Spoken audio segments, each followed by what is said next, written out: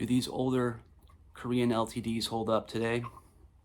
Let's find out with this LTD EC-1000 from 2007.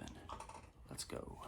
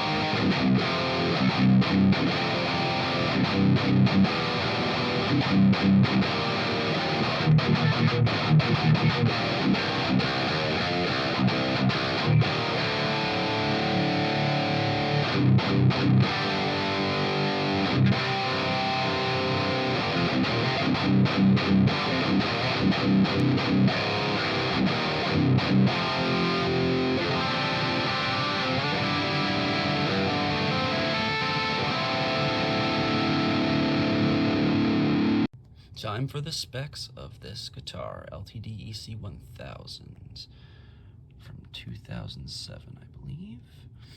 We have the see-through green on the headstock, which is also on the body. We have the abalone, I don't know if you call it purfling. I think you call it purfling because it kind of goes around, kind of like the binding, but there is still the regular binding as well on the sides. It has LTD locking tuners, an Irvana compensated nut, back when they were using Irvana nuts. We have a rosewood fretboard, abalone inlays, 14-inch radius, 24 extra jumbo frets. Of course, we have the EC-1000 on the 12th fret.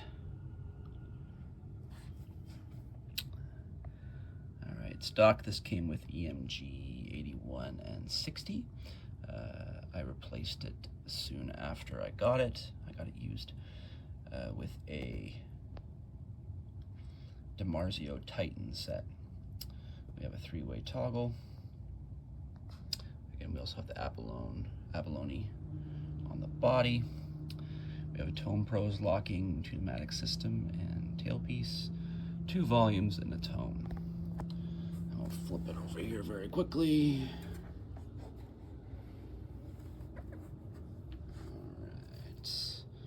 You can see this is a Korean model from World Music in 2007. And there's the the ESP branded tuners. And we have a mahogany neck. I believe it's 3-piece, but I could be wrong there.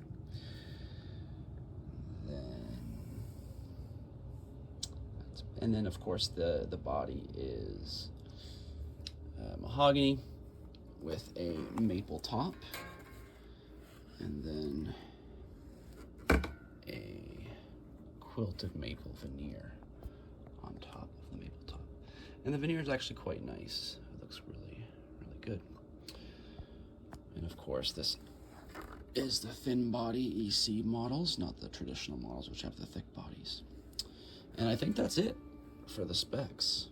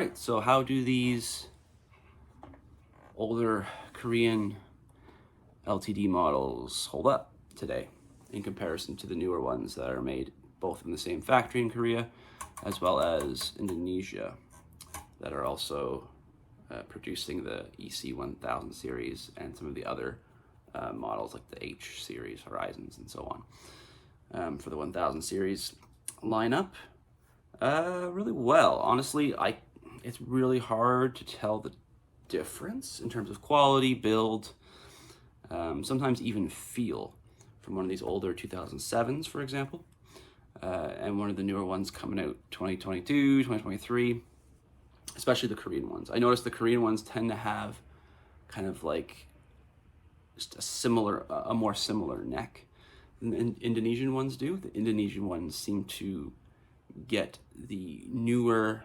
Japanese neck shapes down better overall. Although the Korean ones are now getting closer as well.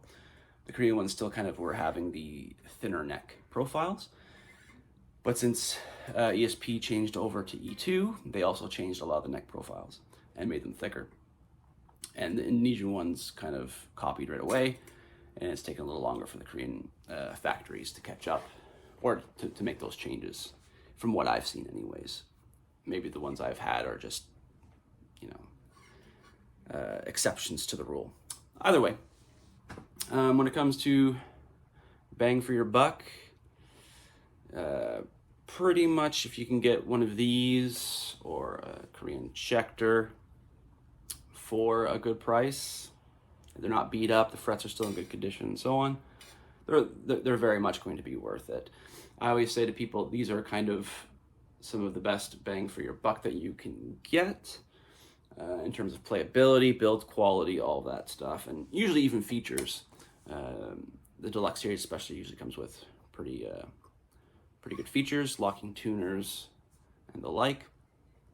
A lot of the LTDs now, especially the 1000 series, they have stainless steel frets, which is great. A lot of them now also have Fishman pickups if you're into Fishmans. This one used to have EMGs back from 2007. I'm not really big into EMGs. I don't like the way they feel and respond to my playing, nor do I like the EQ curve. And I don't like having to mess with an EQ pedal to kind of get a sound that I enjoy. And even when I do that, it doesn't sound the way I want it to while I'm playing. So I threw in some of the DiMarzio Titans. Very cool pickups, obviously. The signature pickups of Jake Bowen from Periphery. So you kind of know what you're getting here. You're getting a pretty modern pickup. Not very versatile, but it can do what it does really well, which is the gent stuff, the kind of atmospheric, lots of effects type cleans. Really awesome, really awesome. A little dark, I've noticed, a little darker than I would have expected, but that could just also be this guitar with the shorter scale length and the woods, if you believe in tone wood. I kind of do. So if you don't, you can leave a comment down below on that. Otherwise,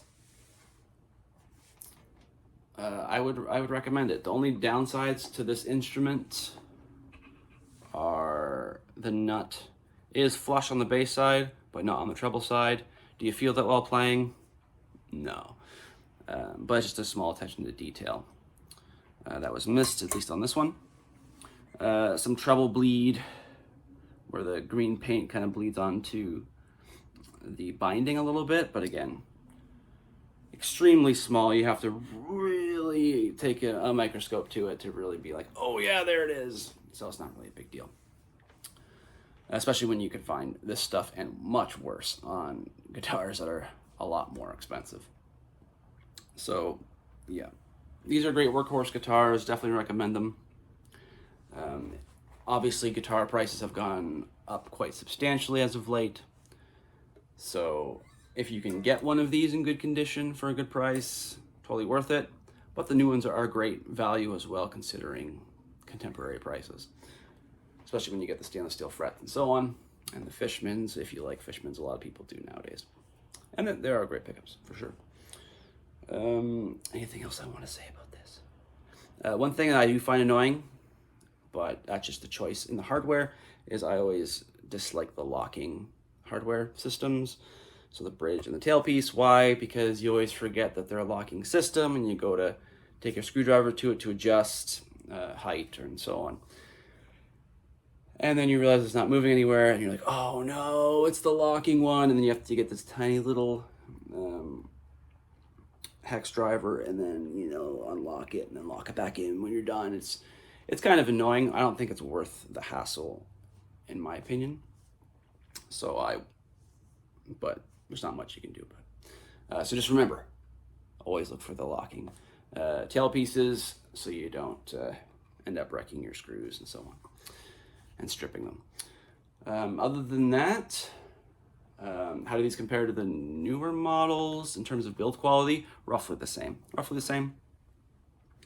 No big differences that I've noticed in my time playing Deluxe Series LTDs over the years. So pretty much worth it. I've played better LTDs than this. I've played ones that are worse, and I've played ones that are roughly in line with this. So I think that if you're thinking, oh, the Korean ones or even the newer Indonesian models of the Deluxe series are going to be much better quality and build and so on, maybe not. I don't think so. I think that they can be a little better overall, but the average one that's coming out of those factories, it's going to be on par with these older models in the 2000s, especially the mid-2000s, 2007, 8, 9 through 12, and so on. Yeah, I actually really like this guitar. It's fun. I got it used, and I'm so happy that I did. I got it for a great price. I think it was in 2012, and I just love it. It's my drop C guitar, 12 to 54. It's wicked. Yeah. If you've liked this review, and if you want to hear more, leave a question down below. Feel free to like and subscribe to the channel. Donate if you're able. All that money goes back into the channel for more reviews and content like this, and it's always much appreciated. So I will see you